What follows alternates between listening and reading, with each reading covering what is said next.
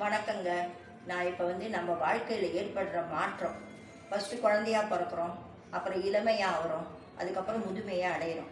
இந்த குழந்தையா பிறக்கும்போது நம்ம அப்பா அம்மா நம்ம அரிதாக பிறந்திருந்தா கொஞ்சுவாங்க, எல்லாம் பண்ணுவாங்க. எப்படியா இருந்தாலும் பிறந்துட்டா அவங்க வளர்த்துருவாங்க, படிக்க வச்சுருவாங்க. அடுத்தது இளமை, நம்மக்கிட்ட ஒரு 15 வயசு வரும்போது நம்மளே என்னென்ன செய்யணுமோ செய்து படிப்பில் கவனம் செலுத்தினா நல்ல நிலைமைக்கு வருவோம். ஆனால் முதுமை இருக்குது பாருங்கள், அதை மாதிரி ஒரு கொடுமையே கிடையாது. முதுமையாக இருக்கிறவங்க யார்கிட்டையும் எதையும் சொல்லவும் முடியாது, வெல்லவும் முடியாது. அந்த உடம்பு வலிக்கும், எல்லா பார்ட்ஸும் வலிக்கும், மனசும் வலிக்கும். அதை சுற்றி இருக்கிறவங்க செய்கிற செய்தியால் மனசும் வலிக்கும். இந்த மாதிரி ரொம்ப கஷ்டத்துக்கு உள்ளாவாங்க முதுமை. அந்த பருவம் ரொம்ப கஷ்டமான, சிலருக்கு நல்லாவே அமையும்.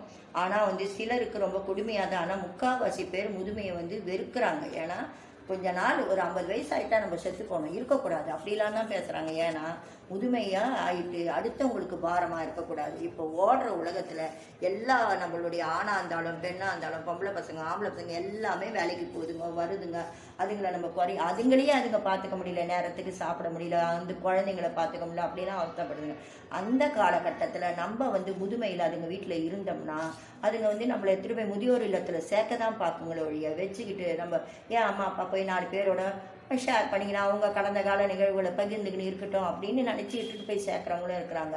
சில பேர் நம்மளால சோறு பண்ணாங்க. சில பெண்கள் எல்லாம் அப்படி என்னால் முடியாது உங்கள் அம்மா அப்பாவை பார்த்துக்கணுவாங்க. சில ஆண்கள் ஏன் உங்கள் அம்மா அப்பா இங்கே இருக்கிறாங்க திரும்பி முதியோர் இல்லத்தில் உள்ள, இந்த மாதிரி நிறைய டிஸ்கஷன் நடக்கும் குடும்பத்தில். அந்த மாதிரி முதுமையான பிறகு நம்மளை இப்படி ஒதுக்குவாங்க எல்லாரும்.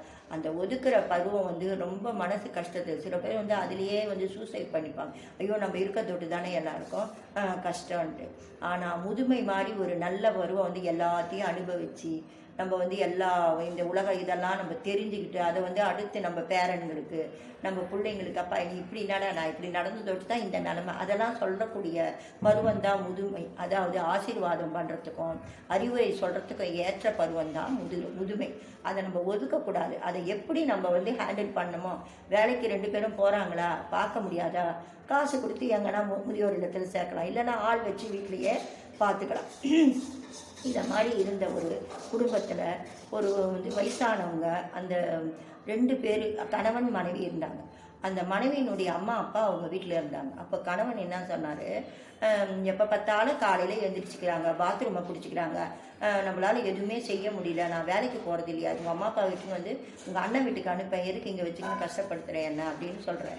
அதுக்கு மனைவி சொல்கிறா, ஏங்க நம்மளுக்கும் இது மாதிரி ஒரு காலம் வரும், நம்மளும் புள்ள பெற்று வச்சுருக்கோம், அந்த மாதிரிலாம் சொல்லாதீங்க, எங்கள் அண்ணன் வீட்டில் சரியில்லை, அவங்க எல்லாரும் வேலைக்கு போகிறாங்க, அங்கே இடமும் நல்லா இல்லை, சின்னதாக இருக்குதுன்னு தானே நான் எங்கள் அம்மா அப்பா இங்கே கொண்டு வச்சுருக்கேன், நீங்கள் ஏங்க இந்த மாதிரி சலிச்சு பேசுறீங்க, நம்மளுடைய எதிர்காலத்தை நினச்சி பார்த்துட்டு கொஞ்சம் அமைதியாக இருங்க, நான் சொல்லி வைக்கிறேன் எங்கள் அம்மா அப்பாட்ட, நீங்கள் எழுந்திருக்கும் போது அவங்கள வெளியே வர வேணாம், உள்ளவே இருங்கன்னா அவங்களுக்கு ஒரு டிவி வாங்கி கொடுத்துருக்கா, உள்ள ஒரு ரூமில் வச்சுருக்கா, அவங்ககிட்ட சொல்கிறான், உனக்கு நான் அடுத்த வீடு போகும்போது பாத்ரூமில் இருந்து உங்களுக்கு உள்ளவே அவரை டிஸ்டர்ப் பண்ணாதீங்க, அவர் ரொம்ப வேகமாக வேலைக்கு கிளம்பும்போது வெறிச்சல் ஊட்டுற மாதிரி செய்யாதீங்கன்னு சொல்கிறார்.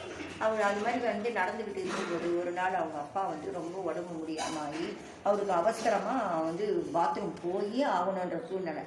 உள்ளே போயிட்டு போகிறாரு. கதவை போன வேகத்தில் கதவை சாப்பாடு போடாமல் போயிடுறாரு. அந்த கணவன் என்ன பண்ணுறான், கடகடன்னு உள்ளே வரான், கதவை திறந்து வந்துடுறான். உடனே ஐயோ இதுகளால தான் இந்த பிரச்சனையை, இந்த மாதிரி உள்ளே நான் எப்போ எத்தனை வாட்டி சொல்கிறதுன்னு சொல்லி அவரை கையை பிடிச்சி இழுத்துட்டு வெளியே தள்ளிடுறான். உடனே மனைவிக்கு ரொம்ப அழுகுறா, ஐயோ எங்கள் அப்பா அம்மாவனால நல்லா வச்சு படிக்க வச்சாங்க, என்னை இந்த மாதிரி ஒரு வேலையில் வச்சாங்க, சம்பாதிக்க வச்சாங்க, ஆனால் என்னால் சந்தோஷமாக அவங்கள வச்சுக்க முடியலையேன்னு அவர் ரொம்ப மன வருத்தம் அடைகிறார். அப்போ என்ன சொல்கிறான், அம்மா அப்பா இதுமாரி மரியாதை இல்லை, அவர் எப்போ வெளியே தள்ளிட்டாரோ நீங்கள் என்ன பண்ணுங்கள், நான் இட்டுட்டு போயிட்டு நான் யாருன்னா ஃப்ரெண்ட்ஸுக்கிட்ட கேட்டுட்டு வரேன், பேய் முதுமை இல்லத்தில் நான் சேர்க்குறேன், முதியோர் இல்லத்தில் அப்படின்னு சொல்கிறான். சொன்னாங்கன்னா சரிம்மா உனக்கு வாழ்க்கை இதுவாகணும், நீ வாழ வேண்டிய பொண்ணு, எங்களை எடுத்துகிட்டு போய் சேரு அப்படின்னு சொல்கிறாங்க. சரின்னு சொல்லிட்டு எடுத்துகிட்டு போயிட்டு சேர்த்துட்டு ஒரு மாதம் ஓடுது, பணம் கட்டிகிட்டு இருக்கா. அப்படியே 6 மாதம். இதுக்குள்ளே என்ன ஆகுது, அந்த கணவனுடைய அம்மா அப்பா கிராமத்துலேருந்து வராங்க, வந்துட்டு இருக்கும்போது அந்த மனைவி என்ன பண்ணுறா, அவங்கள ரொம்ப நல்லா கவனிச்சிக்கிறா, அவங்களுக்கு எல்லா பணிவிடையும் செய்கிறா, எல்லாமே அவங்களுக்கு என்னென்ன துணியை துவச்சி போடுறா, அவங்களுக்கு சாப்பாடு நேரத்தோடு கொடுக்குறா, காப்பி வேணுமா, இப்படியே வாழ்ந்துட்டு இருக்கிறாங்க. இப்படி வாழ்ந்து அவங்க அந்த கணவன் பார்க்குறான், ஐயோ நம்ம அந்த மனைவியினுடைய அம்மா அப்பா வந்தபோது நம்ம எவ்வளோ கொடுமைப்படுத்தணும், எப்படியெல்லாம் திருப்பி முதியோர் இல்லத்தில் சேர்த்தோம், நம்ம அம்மா அப்பாவா அது மாதிரி நினைக்காம கணவனுடைய அம்மா அப்பா தானே, என்னோட மாமனார் மாமியாருன்ற இடத்த கொடுக்காம அம்மா அப்பா இடத்த கொடுத்து அவன் அந்த முதுமையிலிருந்து இருந்தாலும் அவங்களுக்கு நல்ல பணிகளை செய்கிறான். அதனால் முதுமையானவங்களை மனசு நோவை வடிக்க கூடாது. அவங்கள சந்தோஷமாக வச்சுக்கணும். உங்களால் முடிஞ்சால் வீட்டில் வச்சு பாருங்கள், இல்லை ஆள் வச்சு பாருங்கள். இல்லைன்னா நல்லா காசு கட்டி மாதம் இந்த கொஞ்சம் காசை கட்டுறீங்கன்னா அந்த மாதிரி நல்லா பார்த்துப்பாங்க. அதனால் முதுமைன்றது ஒரு கொடுமையான பருவம். ஆனால் அந்த கொடுமையான பருவத்தையும் இனிமையாக்குறது இந்த கால இளைஞர்கள் கையில் தான் இருக்குது. எப்போ ஒரு ஆண் பெண் முதியோர், அதாவது அவங்க அம்மா அப்பாவாகட்டும், அதாவது கணவனுடைய அம்மா அப்பா எல்லாரையும் நம்ம வீட்டு குடும்பத்தவங்க இவங்களும் அது மாதிரி நினைக்கணும். கணவனும் அப்படி நினைக்கணும், மனைவியும் அப்படி நினைக்கணும். அப்படி நினைச்சிங்கன்னா முதுமை ஒரு இனிமையாக இருக்கும். ஆனால் முதுமையை கொடுமையாக்கிடாதீங்க. எல்லாரையும் கொடுமைப்படுத்தாதீங்க. வயசானவங்க கிட்ட அன்பாக இருங்க, அமைதியாக இருங்க, பேசுங்க. உங்களுடைய அவசர காலம் இது. அவசர காலத்தில் இருக்கிறீங்க.